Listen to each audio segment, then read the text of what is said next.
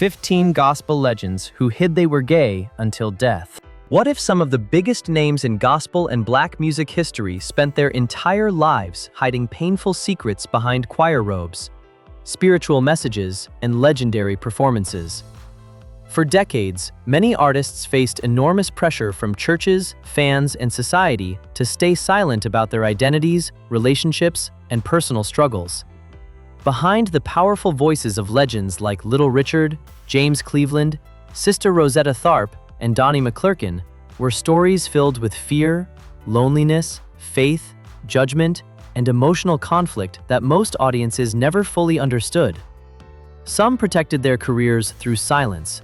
Others risked everything to live more honestly, despite backlash and criticism.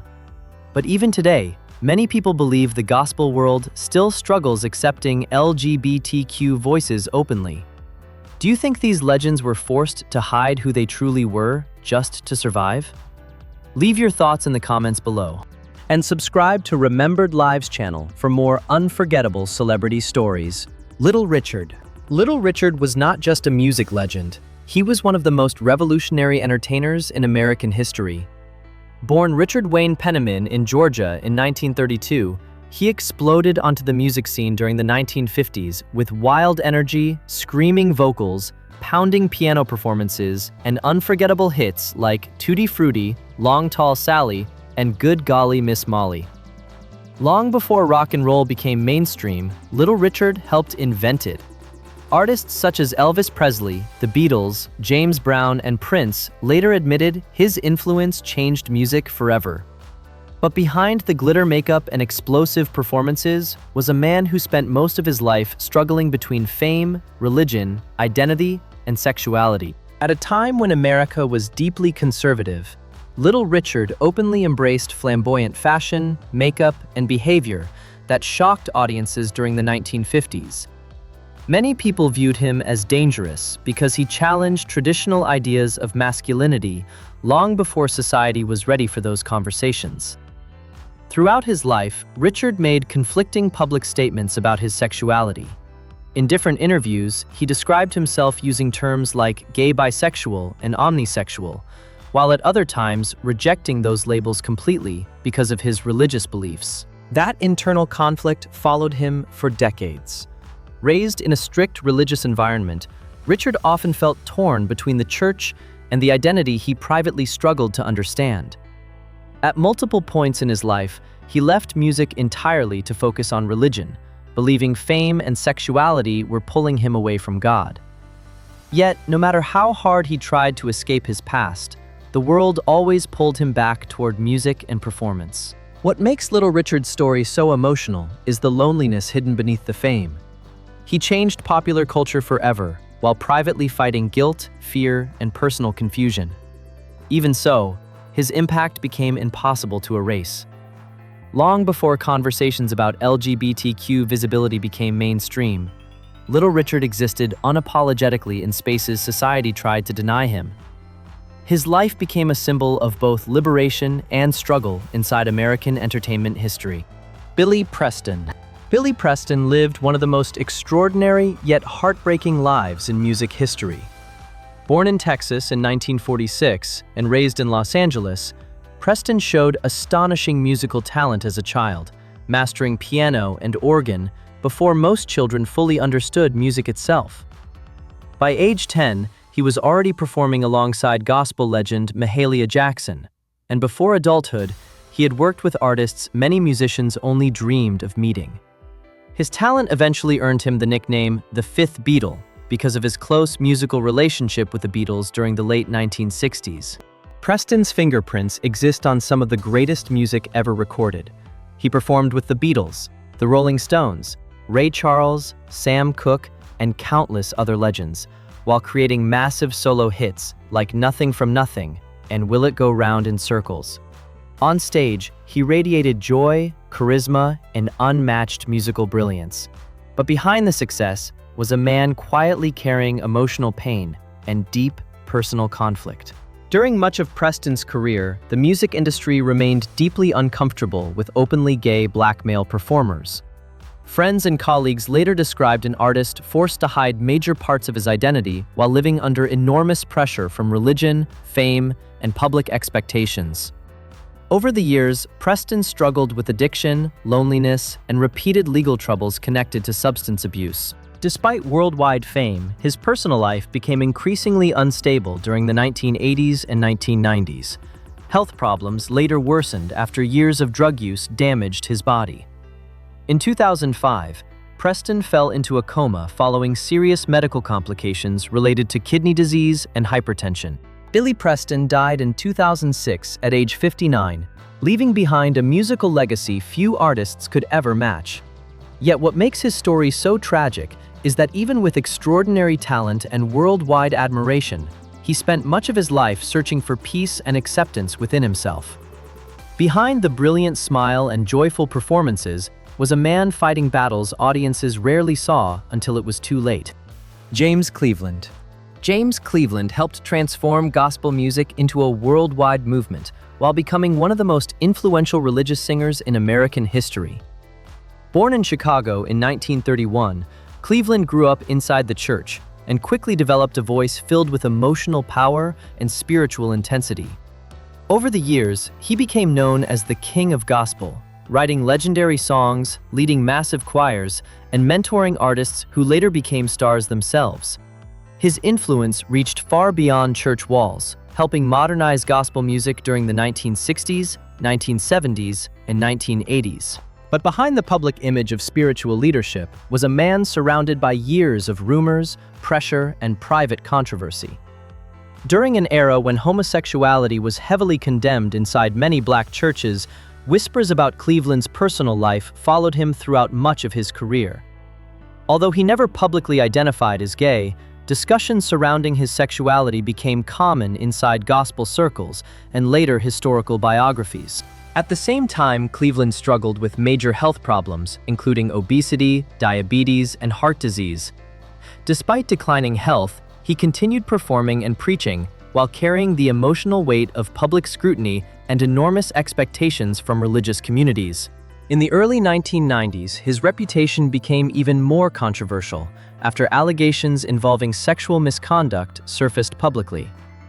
The accusations complicated the legacy of a man once viewed almost universally as a spiritual icon. James Cleveland died in 1991 at age 59 from heart and lung complications. Yet, despite controversy, his musical influence remained undeniable. What makes his story so emotional is the contrast between public faith and private struggle. Behind the robes choirs and legendary gospel performances was a deeply complicated man, living inside a religious world that often demanded silence about personal pain and identity. Carl Bean. Carl Bean spent his life fighting to create acceptance for people rejected by both society and the church. Born in Baltimore in 1944, Bean grew up during a period when openly gay black men faced enormous discrimination, especially inside religious communities. Instead of hiding permanently, he eventually transformed his struggles into a mission centered on faith, dignity, and LGBTQ visibility. Bean first gained attention through music before making history in 1977 with the song "I Was Born This Way." Long before LGBTQ acceptance became mainstream, the track openly celebrated gay identity and self-love. The song later became recognized as one of the earliest and most important gay pride anthems ever recorded. But Carl Bean's greatest impact came through ministry rather than entertainment. Deeply spiritual, he understood how many LGBTQ people felt abandoned by traditional churches. In 1982, he founded the Unity Fellowship Church Movement, an organization welcoming Black LGBTQ Christians searching for faith without rejection or shame. During the AIDS crisis, when many religious leaders responded with silence or condemnation, Bean became a voice of compassion and support. He dedicated years helping people facing illness, stigma, and isolation, while preaching that spirituality and identity did not need to exist in conflict. Carl Bean died in 2021 at age 77, leaving behind a legacy far larger than music alone. What makes his story so inspiring is the courage behind his life. In a world where many people were taught to fear being honest about themselves, Bean created spaces where acceptance, faith, and humanity could exist together openly. Sister Rosetta Tharpe. Sister Rosetta Tharpe changed modern music forever, yet for decades her name was overshadowed by the male rock stars she inspired. Born in Arkansas in 1915, Rosetta grew up performing gospel music inside churches before becoming one of the first artists to combine spiritual lyrics with electric guitar and explosive stage energy. Long before rock and roll officially existed, she was already creating the sound that later influenced Elvis Presley, Chuck Berry, Johnny Cash, and Little Richard. Rosetta shocked conservative audiences during the 1930s and 1940s because she refused limiting herself to traditional gospel expectations. She played electric guitar aggressively, performed with confidence usually reserved for male musicians, and brought church music into nightclubs and concert halls. Many religious leaders criticized her for blending sacred music with entertainment, but audiences loved her fearless style. Beyond music, historians later explored Rosetta's close emotional relationships with women, especially fellow singer Marie Knight. During that era, open discussions about sexuality were almost impossible, particularly inside religious communities. Much of her private life remained hidden behind rumors, coded language, and quiet speculation. Despite her influence, Rosetta spent years watching male performers receive credit for styles she helped invent. By the time rock and roll became a worldwide phenomenon, many younger fans barely knew her name. In 1973, Sister Rosetta Tharpe died at age 58, following complications from diabetes and a stroke. What makes her story so emotional is that she revolutionized music while fighting racism, sexism, and personal secrecy at the same time. Behind the guitar and unforgettable voice was a woman decades ahead of her generation. Donnie McClurkin. Donnie McClurkin became one of gospel music's biggest voices through songs centered on healing faith and survival. Born in New York in 1959, McClurkin endured an extremely painful childhood, marked by sexual abuse, family tragedy, and emotional trauma long before fame arrived. Those experiences deeply shaped the music and testimony that later connected him with millions of listeners around the world. During the 1990s and early 2000s, McClurkin rose to enormous success with songs like Stand and We Fall Down. His emotional performances and spiritual messages made him one of the most recognizable figures in modern gospel music. Church audiences admired him not only as a singer, but also as someone who openly discussed pain recovery and personal struggle. Yet, alongside his success came controversy surrounding sexuality and religion. Over the years, McClurkin publicly spoke about experiencing same-sex attraction, while also expressing conservative Christian beliefs about sexuality. His comments created intense debate, because many people felt his statements reflected the difficult conflict between faith identity and church expectations inside Black religious communities. Unlike celebrities who avoided sensitive conversations, McClurkin repeatedly addressed these struggles publicly, even when criticism came from both religious supporters and LGBTQ activists. Some praised his honesty, while others believed his views reinforced harmful ideas about sexuality. What makes Donnie McClurkin's story so emotional is the visible tension between spirituality and personal pain.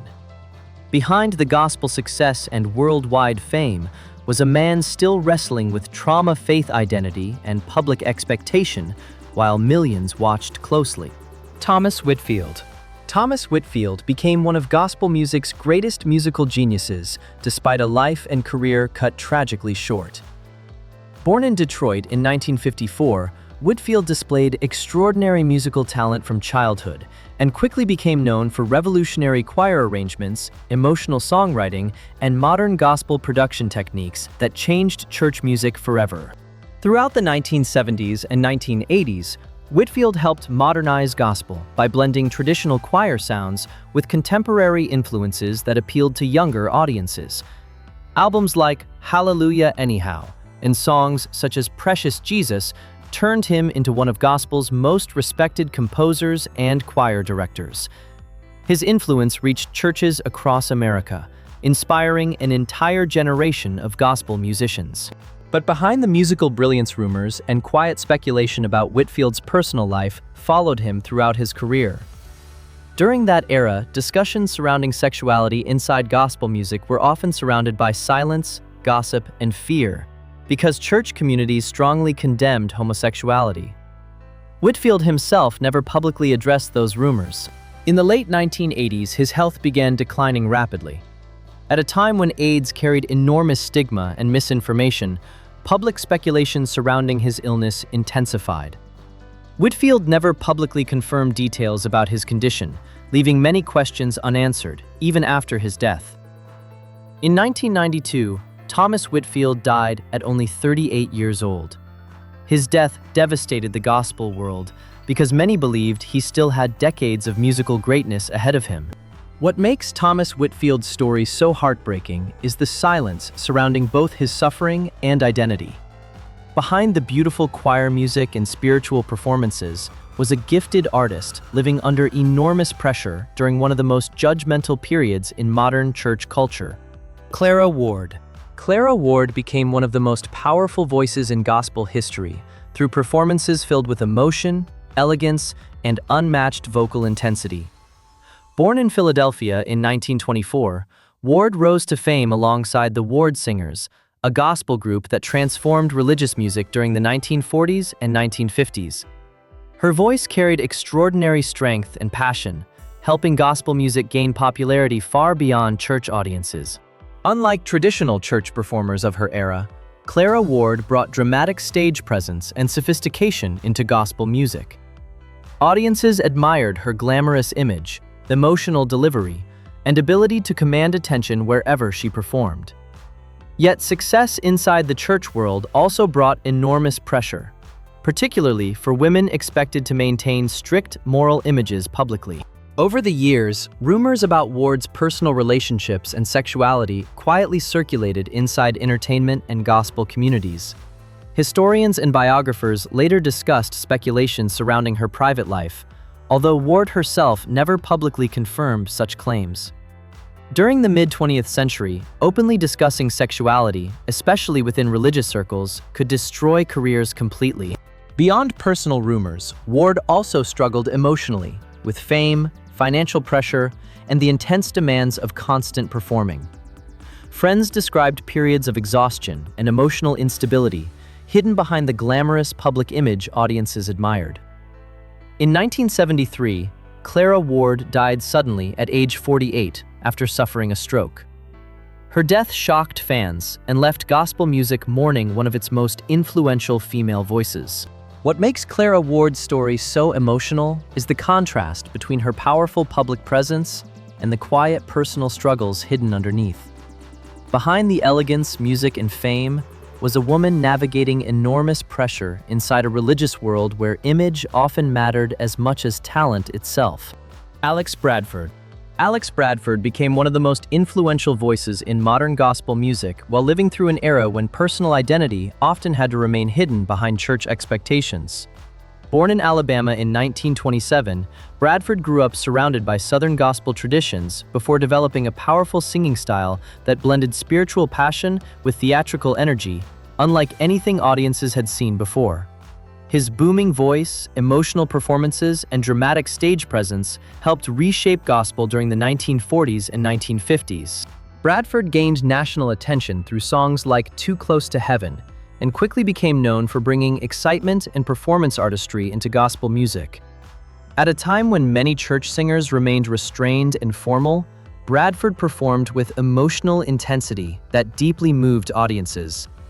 His influence later reached artists across gospel, soul, and rhythm and blues music. Yet behind the success rumors surrounding Bradford's sexuality, quietly followed him for years inside gospel circles. During the mid-20th century, openly discussing homosexuality inside Black religious communities was almost impossible. Many artists survived through silence because public exposure could instantly destroy careers, reputations, and church relationships. Bradford himself never publicly addressed those rumors, leaving much of his personal life hidden behind speculation and coded conversations. Despite the whispers, Bradford continued building his career while influencing younger gospel performers who admired both his vocal power and fearless creativity. However, the emotional pressure of maintaining public image while living inside deeply conservative religious environments remained enormous. Alex Bradford died in 1978 at age 65. What makes his story so emotional is the loneliness that often surrounded performers of his generation. Behind the booming gospel voice and commanding performances was a man navigating fame, faith, secrecy, and public expectation during one of America's most restrictive periods for LGBTQ people. Tonex. Tonex, later known as B. Slade, became one of gospel music's most controversial and groundbreaking artists after openly challenging the strict boundaries between religion, sexuality, and self-expression. Born Anthony Charles Williams II in California in 1966, Tonex grew up deeply connected to church culture and quickly developed extraordinary musical talent that made him one of gospel's brightest stars during the late 1990s and early 2000s. Unlike traditional gospel performers, Tonex blended gospel with funk, R&B pop, and electronic influences, creating a bold sound that attracted younger audiences while upsetting many conservative church leaders. Albums like Pronounced Tone and songs such as God Has Not for Got helped him gain major success, award nominations, and widespread industry recognition. But Tonex's life changed dramatically after he publicly discussed his sexuality and personal struggles. In the mid-2000s, he openly acknowledged being attracted to men while criticizing the judgment and hypocrisy he experienced inside religious communities. The reaction was immediate and brutal. Many churches rejected him, gospel audiences turned against him, and his once celebrated career became surrounded by controversy.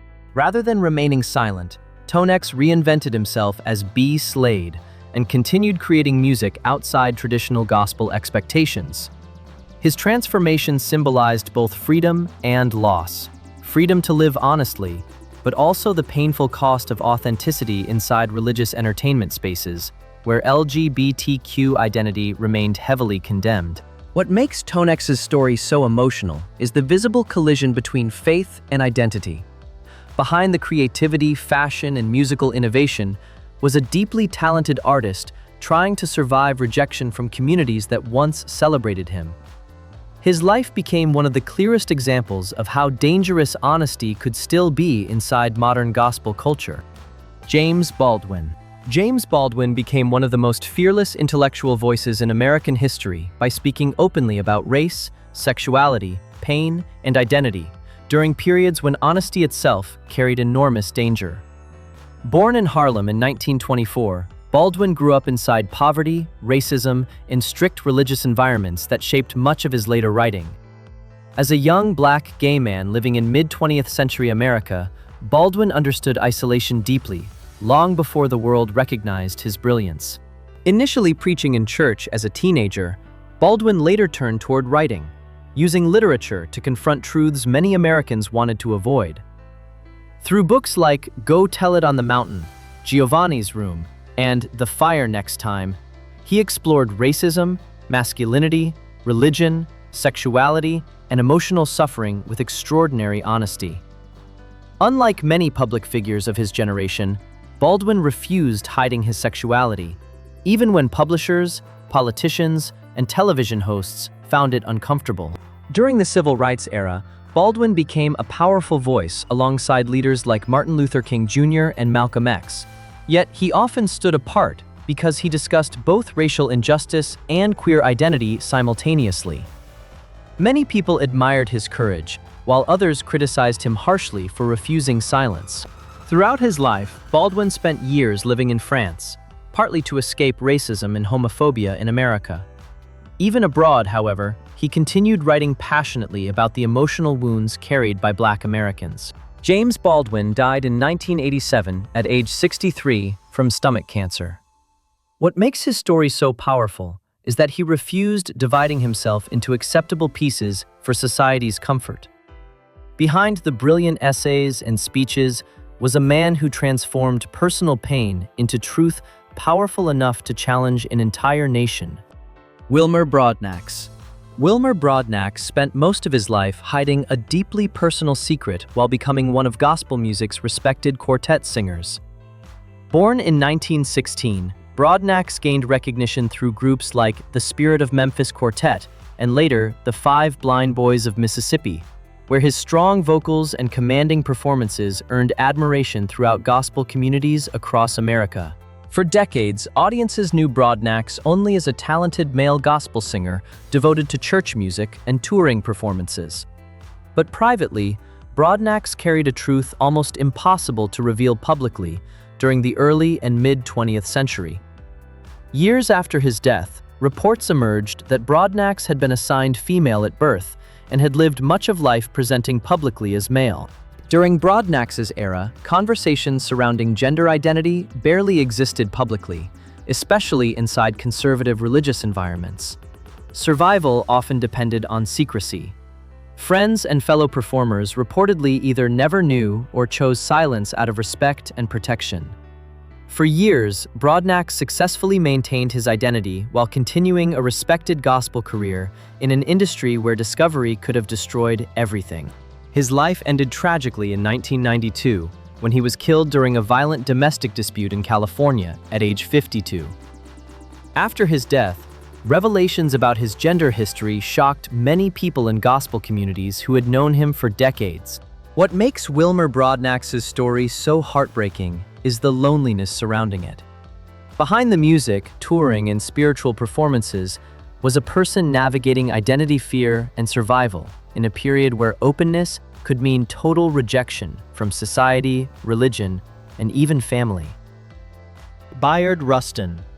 Bayard Rustin became one of the most important yet overlooked figures in American civil rights history because he lived at the intersection of race activism, faith, and sexuality during one of the country's most hostile eras.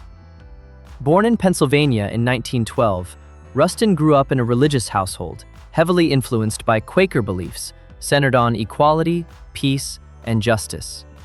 Those values later shaped his lifelong dedication to nonviolence and civil rights activism.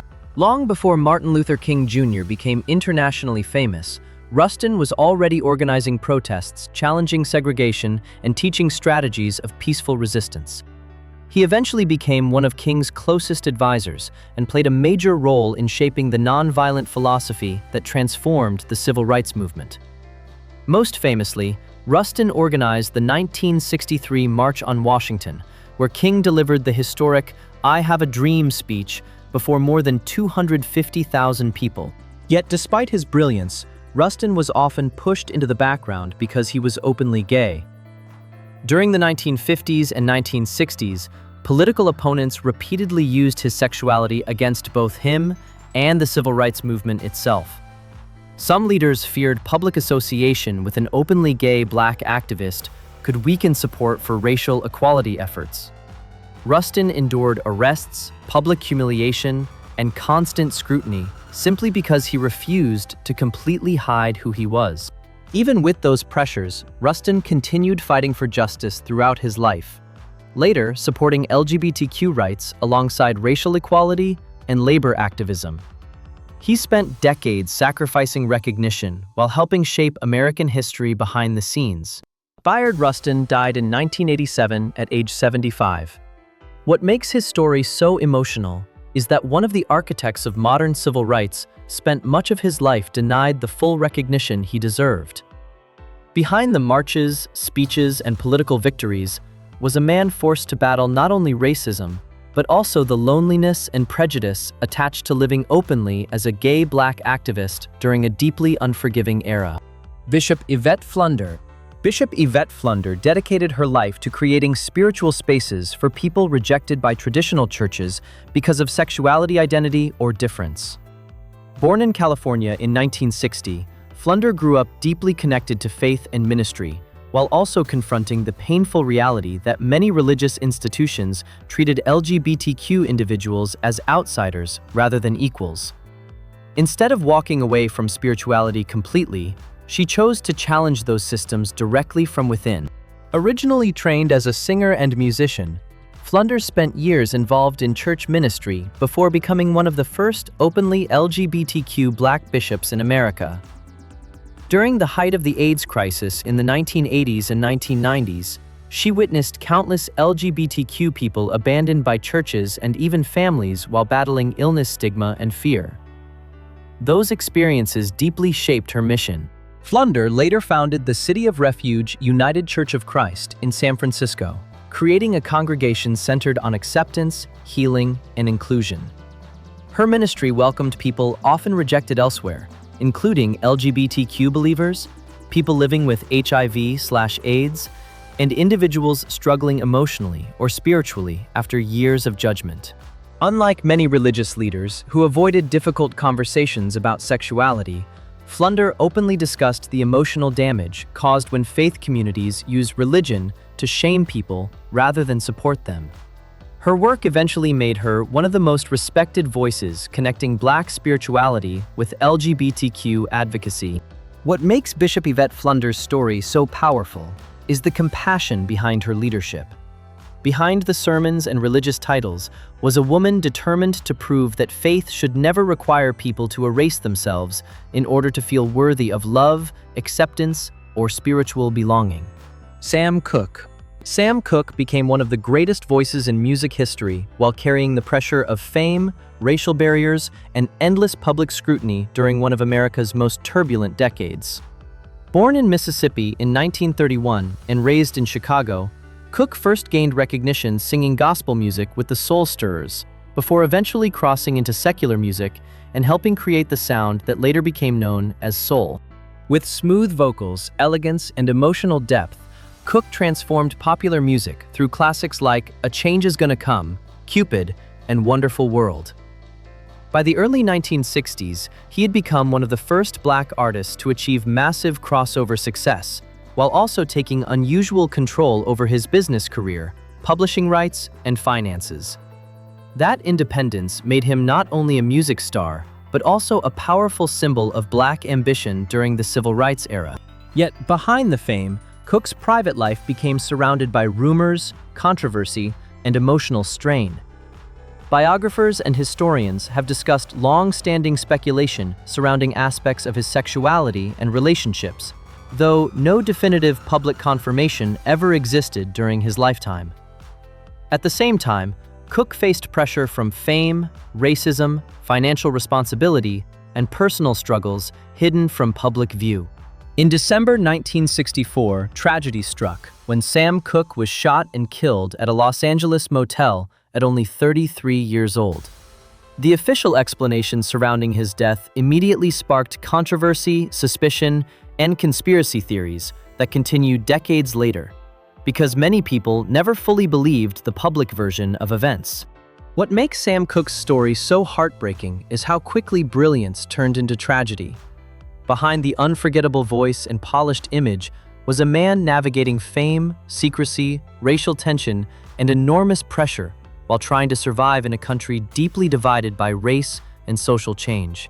Behind the powerful gospel songs, emotional sermons, and legendary performances were hidden stories many fans never imagined. Some of the biggest names in Black gospel and spiritual history spent years battling secrecy, pressure, judgment, and fear inside communities that often refused to accept differences openly. From Little Richard and James Cleveland to Sister Rosetta Tharpe and Carl Bean, these artists helped shape music, faith, and culture while privately carrying emotional burdens the public rarely saw. Some chose silence to protect careers.